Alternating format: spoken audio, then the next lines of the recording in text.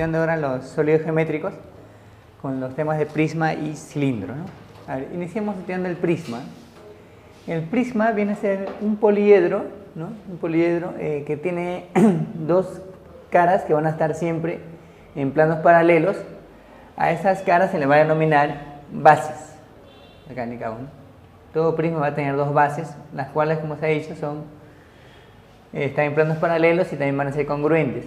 Las demás caras, ¿no? Las demás caras, justamente las que están en esta parte, se van a denominar caras laterales y va a cumplir que van a estar siempre determinadas por regiones paralelográmicas.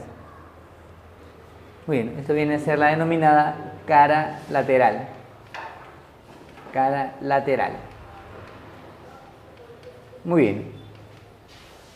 Las aristas que ya se ha indicado para todo poliedro son los lados de justamente las caras. Acá se van a distinguir dos tipos de aristas, ¿no? Las que limitan la base se van a denominar aristas básicas, la llamada arista básica. Y justamente las aristas, bueno, ¿no? Se puede indicar las que no son básicas, las cuales van a ser todas paralelas y de igual longitud, se van a denominar arista lateral. Bueno, acá he indicado ya también la otra base. Y por supuesto ya tenemos noción de los vértices, ¿no? Los vértices sí es similar que los poliedros, ¿no? Los vértices. Muy bien, ¿no? Listo, entonces ahí tenemos los principales elementos del prisma. También hay otro elemento que se va a señalar que viene a ser la altura, ¿no? La altura va a ser la distancia entre justamente las bases, ¿no? Lo cual va a estar dada por un segmento perpendicular trazada de un punto cualquiera en general del plano que contiene una de las bases hacia la otra base, ¿no? Puede ser de esta forma, ¿no? También puede ser de cualquier vértice. Digamos, ese segmento perpendicular se va a denominar ahora altura. ¿Listo? Muy bien, esto viene a ser la altura. También hay otro elemento importante con el que se va a trabajar, ahorita lo vamos a graficar, que es la llamada sección recta. A ver, primero la notación de todo prisma, ¿no? Va a depender de la cantidad de lados de la base. En este caso, este tiene 6 lados, se va a denominar prisma hexagonal y vamos a nombrar los vértices en forma consecutiva de una de las bases, A, B, C, D, E, F, separado de un guión en el mismo orden, serían los vértices P, Q, R, S, T y 1. Muy bien, entonces ¿no? Si fuera un prisma triangular en forma similar. A ver, otro elemento importante es la denominada sección recta, como se ha mencionado, ¿no? La cual va a estar dada por la intersección, en este caso de las aristas, o de las rectas que contengan las aristas, con un plano perpendicular a dicha arista lateral. Muy bien, ¿no? O se puede trazar solamente un plano perpendicular a uno de ellos, ¿no? Ya que todos son paralelos. Muy bien, ¿no? Y las intersecciones de cada uno de las aristas con dicho plano van a determinar la llamada sección recta, ¿no? Algo así, ¿no? Muy bien. Bueno, más o menos, ¿no? Así también. Si son perpendiculares, una va a ser también todas las demás, ¿no? Acá 90 y así sucesivamente, ¿no? Muy bien, entonces es como si fuera de repente la proyección de la base sobre un plano perpendicular, ¿no? O sea, toda esta región que se encuentra aquí, todo esto se va a llamar sección recta. Tienen sección recta justamente los prismas y los cilindros, la sección recta, ¿no? Uno lo llama como SR, así, ¿no? SR, sección recta, ¿no? Muy bien, ¿no? Listo, entonces esa sección recta también, otra forma de definirlo es que todos los lados de la sección recta son las alturas de las caras laterales, ¿no? Entonces la altura, la cual nos va a servir para hallar su área, ¿no? Digamos que esta longitud sea igual a L, también a la longitud de L le voy a poner H, ¿no? Entonces si a este lado le ponen por ejemplo un A, esta área sería L por A, ¿no? Y así, ¿no? Esta otra área, si acá le ponemos B, sería L por B, ¿no? Y así sucesivamente, ¿no? Muy bien, entonces vamos a conocer justamente sus características del prisma, ¿no? A ver, lo que viene a ser ahora el área lateral. A ver, ¿qué es el área lateral? Simplemente es una suma de todas las áreas laterales, ¿no? como se indicó por aquí, esta área es L por A, la siguiente es L por B, la siguiente, digamos, es L por C y así sucesivamente. Entonces el área lateral, vamos a nombrar de esta forma, área lateral, va a ser el producto de L, que es la arista lateral, multiplicado con el perímetro, pero ese perímetro es de la sección recta. Perímetro de la sección recta. Muy bien. A ver, el área total. Cuando nos piden el área total de cualquier sólido, viene a ser todo lo que cubre ese sólido. El área total sería la suma del área lateral más 2 veces el área de la base. Bueno, ya que las bases son congruentes. A ver, el volumen. Importante conocer las dos posibilidades de volumen. Lo más usual es plantear así, ¿no? El volumen es el producto del área de la base multiplicado con la altura, que es en este caso h. O también se puede hallar así, ¿no? Esto es lo más usual. Va a ser el área de la sección recta, SR, multiplicado con la longitud de la arista lateral, ¿no? Tenemos dos opciones para el volumen. Muy bien, estas propiedades que lo estoy poniendo de manera de observación, las pueden deducir fácilmente en el mismo ejercicio. Por ejemplo, si n es el número de lados de la base, ¿no? En este caso esta base tiene 6 lados. A ver, ¿a qué va a ser igual su cantidad de vértices? Se pueden dar cuenta que los vértices de prisma son los vértices solamente de las bases, ¿no? Él tiene 6, él también tiene 6, en total sería 12, ¿no? En general, si uno tiene n, también el otro tiene n, ¿no? Entonces esto sería 2 veces n. Muy bien. A ver, cantidad de aristas, ¿no? Cuando le digan la cantidad de aristas, se refiere a todas las aristas, ¿sí o no? Serían las aristas básicas más las laterales, ¿no? Las básicas hay 6, si fuera n sería n, acá también hay n, hasta ahí 2n. Y por cada vértice de la base hay una arista lateral, ¿sí o no? Entonces en total sería en este caso 18 y en general sería 3 veces n. A ver, para hallar la cantidad de caras, ¿no? La cantidad de caras pueden de repente usar el teorema de Euler, o si no también analizar la forma directa, ¿no? Que hay por cada lado una cara lateral, ¿sí o no? Serían n caras laterales más las dos bases, sino que sería entonces n más 2. Una forma fácil de verificar el teorema de Euler para el prisma, pero el teorema de Euler es para todo poliedro convexo, recuerda. Bien, ahora estudiemos prismas con cierta característica, comenzando con el prisma recto. A ver, un prisma se va a denominar recto cuando su arista lateral es perpendicular a la base, ¿no? También se puede decir que la arista lateral como que se confunde con la altura, ¿no? O es la altura en este caso. Las fórmulas siempre se cumplen, sino que en este caso la base y la sección recta van a ser las mismas, ¿sí o no? Porque es ahora perpendicular. Muy bien, ¿no? Bueno, solamente para señalar un caso particular, bueno, un elemento más del prisma, que es el desarrollo de la superficie lateral. Bueno, su desarrollo es como que ustedes se imaginan que el prisma está envuelto con una cinta, ¿no? Y le quitamos esa cinta, ¿no? ¿Listo? Lo quitamos, ¿no? Se dice se desarrolla, ¿no? ¿Listo? Entonces van a apreciar algo como esto, ¿no? Acá estaría justamente una región rectangular. Estas líneas que están como discontinuas van a ser las líneas de doblez. Si fuera esto como una hoja y acá la doblamos, ¿no? Acá digamos va a estar el A, ¿no? Este es el vértice C. Ponen acá L para que no se confunda, ¿no? Sería A, L y B. Sería acá A, L y B, ¿no? A todo esto acá representa ¿quién? El perímetro de la base, ¿sí, no? El perímetro de esta base. Muy bien, acá viene a ser L. Entonces, el área de toda esta región, ¿no? Sino que viene a ser el área lateral, ¿no? ¿No? Se pueden dar cuenta de esto, ¿no? Esto viene a ser ¿no? Su área lateral. Vamos a poner acá el ejemplo. Es A más B más C, A más L más B. Multiplicado, acá lo voy a poner ahora H mejor, ¿no? Para que no se confunda con este L, ¿no? También que sea H. ¿Listo? Y A más L más B multiplicado con H, ¿no? Su volumen también área de la base por la altura. Muy bien, ¿no? Justamente esto se va a utilizar cuando le pidan mínimos recorridos, ¿no? De repente el mínimo recorrido para ir de este punto hasta ahí por la parte lateral sería simplemente en línea recta. Muy bien, ¿no? Ahora, ¿qué se va a llamar prisma regular? El prisma regular va a ser un prisma recto, ¿listo? O sea que cumple todo lo anterior. Su desarrollo solamente el prisma recto es una región rectangular, como se dan cuenta, ¿no? Eso no cumple para todo prisma. Es un prisma recto, también él va a cumplir lo anterior, cuya base es regular. Muy bien. Por ejemplo, si le hablan de un prisma triangular regular, ¿qué quiere decir?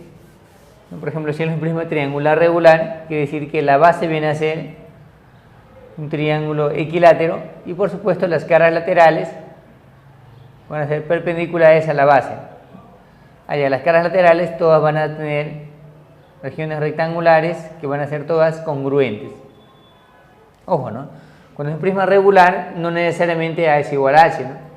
Solamente lo que se ha indicado, ¿no? La base es regular y esta línea es perpendicular a la base, que es la arista lateral. ¿A qué va a ser igual su área lateral? Área lateral, ¿a qué es igual? Entonces, para el área lateral solamente vamos a calcular una de las áreas de las caras, que sería A por H, y lo vamos a multiplicar por la cantidad de caras, que en este caso sería 3, ¿no? Sería 3 veces A por H. Por ejemplo, él, ¿no? Si es un prisma regular, la base también debe ser una región cuadrada, en este caso, la base es regular, una región cuadrada, y las aristas laterales también perpendiculares a la base. Muy bien, algo así, ¿no? Como se está graficando, ¿no? Bueno, si nos piden para él su área lateral, ¿a qué va a ser igual esto? Área lateral va a ser igual, como se ha dicho, solamente el área de una de las caras laterales, A por H, multiplicado por la cantidad, en este caso son 4. Muy bien, y así se puede ir generalizando, ¿no? Muy bien, ahora estudiemos un caso particular de prisma, ¿eh? Que es el denominado paralelepípedo rectangular, también llamado rectoedro y también llamado ortoedro, ¿no? Muy bien, el paralelepípedo rectangular es un prisma, ¿no? Un prisma recto cuya base es una región rectangular. Esta es una especie de una caja, ¿no? Una habitación más o menos, ¿no? Muy bien, listo. Entonces, a las aristas que concurren en un vértice se van a denominar las dimensiones. ¿Listo? Son las dimensiones. Algo así, ¿no? Bueno, dimensiones en este caso del paralelepípedo, ¿no? A ver, cuando nos piden el área total, a ver, ¿a qué va a ser igual esa área total? A ver, solamente es sumar todas las áreas, como se ha dicho, área total, ¿no? Pero acá es fácil, ¿no? Porque este es un rectángulo, ¿no? Su área es A por C. Ten en cuenta que el rectángulo opuesto, se puede indicar así, también tiene área A por C. Esta área es A por B, él también tiene área A por B, ¿sí o no? Y así, ¿no? Entonces va a ser sumar 2 veces, se dice el producto binario, ¿no? AB más BC más AC. ¿Listo? Muy bien. A ver, el área, ahora la diagonal, ¿no? ¿Qué viene a ser una diagonal? ¿No? Parecido justamente a un cubo, ¿no? Es un cubo cuando A es igual a B igual a C, ¿no? Bueno, por ejemplo, una diagonal se puede indicar, vamos a borrar esto, ¿no? Es esta línea que estoy trazando de azul, ¿no? Es un ejemplo de una diagonal, acá le voy a poner D. A ver, ¿cómo llamamos esa diagonal? Como esta línea es perpendicular a la base, entonces basta que tracen este segmento y van a observar que este ángulo es 90 y aquí van a aplicar Pitágoras, ¿no? Así como el cubo también tiene, en este caso, 4 diagonales, ¿no? Sería D cuadrado es igual a A cuadrado más C al cuadrado, ¿no? Pero esto al cuadrado es B cuadrado más C cuadrado, ¿no? ¿Cuál es la conclusión? Allá que D al cuadrado va a ser igual a A cuadrado más B cuadrado más C cuadrado. Bueno, ahora el volumen. ¿Cómo se va a calcular el volumen? Allá el volumen, si uno que también es un prisma, sería el área de la base por la altura, ¿no? B por C por A. Como acomodando, también se puede escribir así. A por B por C. ¿Listo? Muy bien, son las principales características del paralelepípedo rectangular. Muy bien, ¿no? También una observación, si suman ellos dos con un poco de ayuda del álgebra, tendríamos entonces esta suma de cuadrados, acá 2 veces el producto binario, ¿no?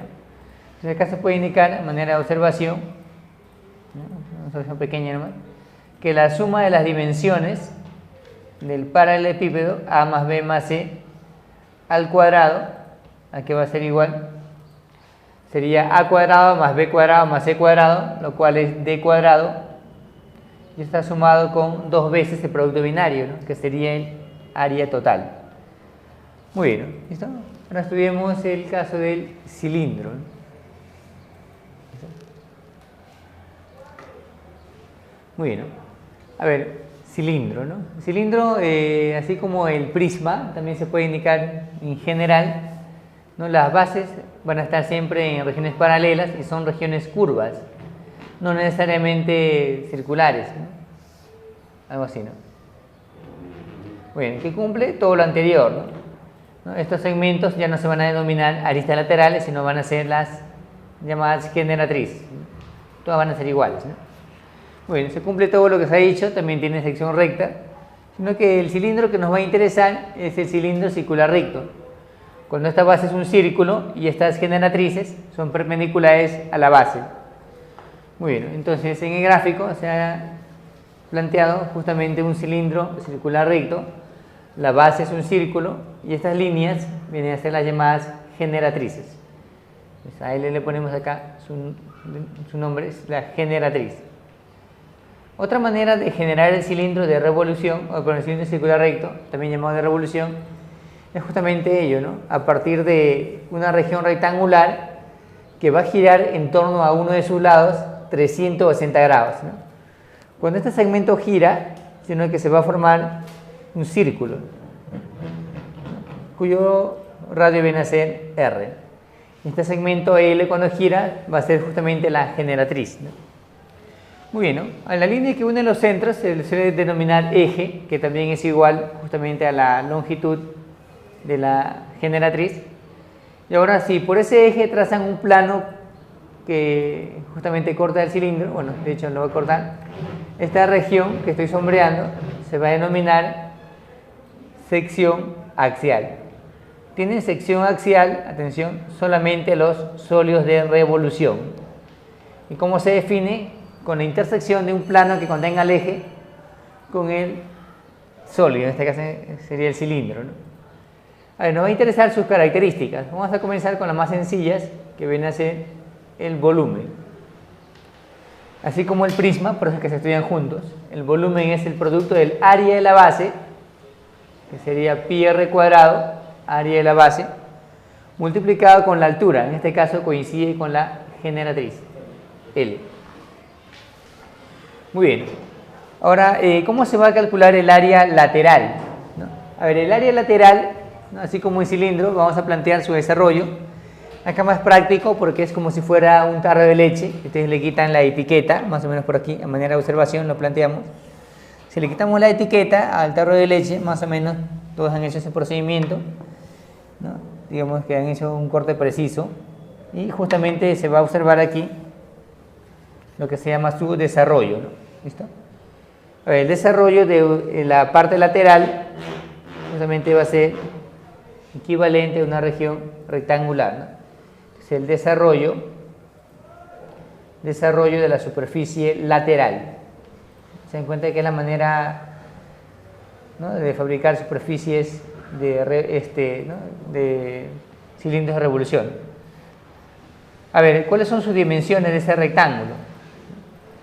Uno de sus lados es la generatriz y el otro, ¿quién sería? Es todo lo que envuelve a él, ¿no? Como si fuera su perímetro, sería 2pi multiplicado con r. Muy bien, entonces su área es simplemente el producto de los dos, ¿no? El área sería el producto de 2πr multiplicado con L. ¿Listo? El producto de R y L solamente es lo que nos va a interesar, ¿no? A ver, el área total. Cuando le piden área total sería el área lateral, que es 2πrl, más las dos bases, ¿no?, cuyo radio es R, también tiene radio R por supuesto, más 2 veces pi r cuadrado. Muy bien, ahora si nos piden, por ejemplo, el área de la sección axial, sería simplemente esta región rectangular, ¿no?, base por altura, 2r por L, ¿no? Bueno, ahora sí, ABC es un cuadrado, entonces al cilindro se le denominará Cilindro se le denominará cilindro equilátero. Cilindro se le denominará cilindro equilátero. Cilindro equilátero. O sea que es un cilindro equilátero cuando la sección axial es un cuadrado. Eso quiere decir entonces que la longitud de la generatriz va a ser igual justamente al diámetro, ¿no? O sea que L va a ser igual a 2R, ¿no? Muy bien, ¿no? Finalmente estudiamos a lo que se denomina tronco de cilindro de revolución. Si tienen un cilindro de revolución, ¿no?, y le hacen, por ejemplo, un corte mediante un plano que no sea paralelo a la base, algo así, tienen acá el cilindro, que corte por supuesto a todas las generatrices, algo así, ¿no?, un plano más o menos de esta forma. Entonces se va a dividir el cilindro en dos sólidos parciales. A esos sólidos se les denomina tronco de cilindro de revolución, siempre y cuando el cilindro original sea de revolución, si no simplemente sería un tronco de cilindro. Entonces vamos a distinguir un par de elementos. Este segmento aquí se va a denominar en adelante la generatriz mayor o máxima, y en su opuesto viene a ser la llamada generatriz menor, que es en este caso el N. Muy bien, entonces más o menos por aquí van a observar la presencia de un trapecio. La base acá sigue siendo un círculo y la base superior se le va a denominar, bueno, esto viene a ser una elipse, ¿no? Esto ya no va a ser un círculo. ¿A qué se cumple? ¿Cómo se va a calcular su volumen? Su volumen es también fácil de recordar, va a ser el área de la base multiplicado con m más n sobre 2. Allá la generatriz mayor más la generatriz menor entre 2. O también se puede indicar así. Ustedes recuerdan el tema de cuadriláteros, por supuesto, ¿no? Si el centro trazan la perpendicular, este segmento X viene a ser la base media, ¿no?, sino que es m más n entre 2. Y también sería pi r cuadrado multiplicado con el X. Bueno, se dice que es equivalente a un cilindro de revolución de la misma área de la base y su altura es m más n entre 2, ¿no? Es por eso que el área total se calcula de la siguiente forma, ¿no? También es 2 pi r multiplicado con el X, ¿no? No olviden, por acá nos sabe más poner que el X viene a ser m más n sobre 2.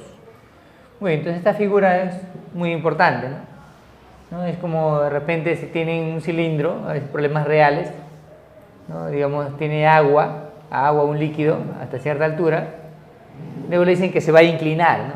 Si se inclina, justamente hasta que esté a punto de rebalsar, digamos así, entonces va a tener más o menos esta forma, ¿no? Algo así, ¿no? Este punto de rebalsar, ¿no? O sea, el nivel de agua más o menos va a representar como si fuera una de las bases.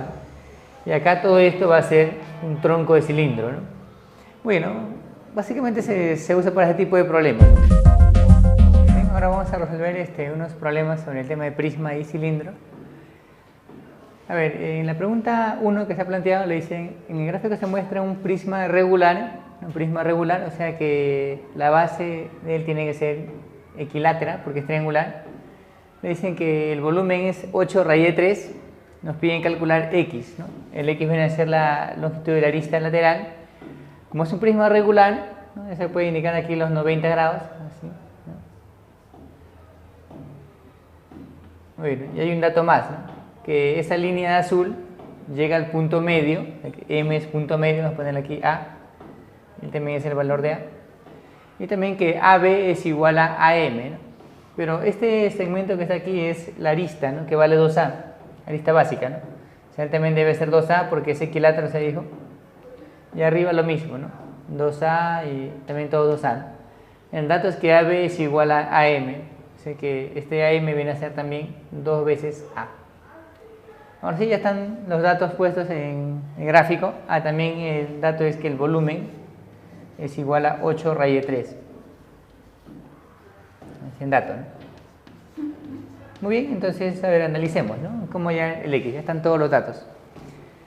Lo que pasa es que como M es punto medio, ¿no?, entonces vamos a partir de ahí. el segmento DM, ¿no? Segmento DM hay que trazarlo, ¿no? Esta línea viene a ser mediana y como es un triángulo equilátero, también debe ser altura, ¿sí o no? Sería así, ¿no? A, 2A, esto vendría a ser A por la raíz cuadrada de 3. Y también se sabe que la línea AD es perpendicular justamente al plano de la base, ¿no? Significa que es perpendicular a todas las rectas, en particular a AM. Entonces, para este triángulo que estoy sombreando, ¿listo? Entonces, en ese triángulo se puede calcular X en función de A. ¿Listo? Aquí tendríamos en el triángulo rectángulo, bueno, si fueran otros valores se aplicaría Pitágoras, pero en el triángulo ADM tendríamos entonces que es notable, ¿no? X vendría a ser el valor de A, ¿no? O sea, X igual a A. Ya, entonces ahora sí se puede reemplazar en la expresión del volumen, porque el volumen sería el área de la base, que sería su lado al cuadrado, por la raíz de 3 sobre 4, ¿no? Y esto multiplicado con la altura que viene a ser X. Y por tanto esto viene a ser entonces 8 por la raíz cuadrada de 3. Muy bien, ¿no? ¿Qué va a salir aquí? Acá nos va a quedar 4, se cancela con este 4, se cancela la raíz cuadrada de 3, y nos va a quedar que X al cubo es igual a 8. Por lo tanto, sino que el X viene a ser 2. X vale 2. Muy bien, ¿no? El problema número 2, nos piden calcular el volumen del cilindro de revolución mostrado si la línea OA viene a ser igual a 6 y le dicen que esa línea OA justamente está formando 60 grados con la base, ¿no? Esta línea viene a ser radio. Bueno, recuerdan que este segmento, como es la arista, la generatriz es perpendicular a la base, aquí es 90. Muy bien, entonces ponemos el dato que OA vale 6 y con eso ya se puede resolver de frente, ¿no? Para el volumen, recuerdan que se requiere, el volumen es el producto del área de la base multiplicado con la altura, ¿no? Vemos que es igual a un H, ¿no? Es H. Bueno, entonces los elementos salen simplemente de este triángulo que viene a ser notable. Este ángulo, sino que es 30, ¿no? 30, 60, notable. Como él vale 6, sino que este lado sería 3, el cual es el radio, y la altura sería 3 por la raíz cuadrada de 3. Muy bien, entonces el volumen aquí va a ser igual, el área de la base, que es pi por 3 al cuadrado, multiplicado con la altura, que sería 3 por la raíz cuadrada de 3. Muy bien, entonces solamente hay que reemplazar y multiplicamos, sería 3 al cuadrado por 3, sería 27, ¿está bien? 27 pi por la raíz cuadrada de 3, ¿no? Esa sería la respuesta, ¿no? Ahora analicemos el problema número 3, ¿no? En el problema 3 le dicen, en el gráfico se muestra un paralelepípedo, ¿no? No olviden que es una especie de una caja, en donde la suma de JV más VN es mínimo. Nos piden calcular este segmento MV, ¿no? Y del gráfico se muestran las dimensiones. A ver, ¿cuál va a ser la idea en este problema, ¿no? Es cierto que este 8 pasa aquí y nos piden este segmento, o sea que faltaría o el ángulo o la hipotenusa.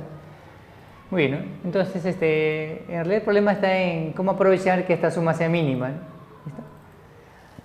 Muy bien, entonces cuando tengan una suma mínima en sólidos, sobre todo por la parte lateral, ¿no? Por las caras, la idea sería plantear el desarrollo, ¿no? Entonces vamos a poner por aquí, ¿no? Ahí vamos a hacer el desarrollo solamente de 2 de las caras, ¿no? No hace falta hacer el desarrollo de todo el sólido, ¿no? Sino el desarrollo de las caras justamente donde se muestra esa suma mínima, ¿no? De 2 de las caras, ¿no? Muy bien, entonces más o menos hay que llevar esta cara y esta otra cara al mismo plano, entonces más o menos sería algo así. ¿Listo? Bueno, por acá estaría esta línea de dobles. Muy bien, ¿listo? Entonces este 8 estaría por aquí, este 12 pasaría a esta parte. ¿Qué más tendríamos? Allá, ese segmento que vale 15, por acá, él es 15, él también es 15. Acá estaría el punto N, acá estaría el punto M, acá está el 8 que hemos señalado y acá está el 90. ¿Listo? Y acá estaría el punto J. ¿Listo? Bueno, el punto B es mínimo, ¿no? Entonces, si esta suma es mínima, sino que es como que yo quisiera llegar de este punto a él haciendo el menor recorrido, sino que el menor recorrido es siempre en línea recta. ¿Listo? Muy bien. Ese es el menor recorrido. Entonces acá estaría el punto E, el punto V. Con lo cual es aleóceo, ¿no? Porque como acá es 90, tendrían que este triángulo rectángulo que estoy sombreando es un triángulo conocido, ¿no? Nos piden calcular este segmento, ¿no? De repente si no sea conocido, pero sería una semejanza, sino que como esto es 15 y el de acá es 20, este ángulo sino que vendría a ser, ponen acá un alfa, ¿no? Este alfa es notable, ¿no? Ahora, si no lo fuera, simplemente lo que van a hacer es, por paralelas, y también es alfa, y aplicar una semejanza de triángulos. Mejor así, ¿no? La semejanza de triángulos cuando es triángulo rectángulo es más fácil con una razón trigonométrica. Tangente de alfa sería x entre 8,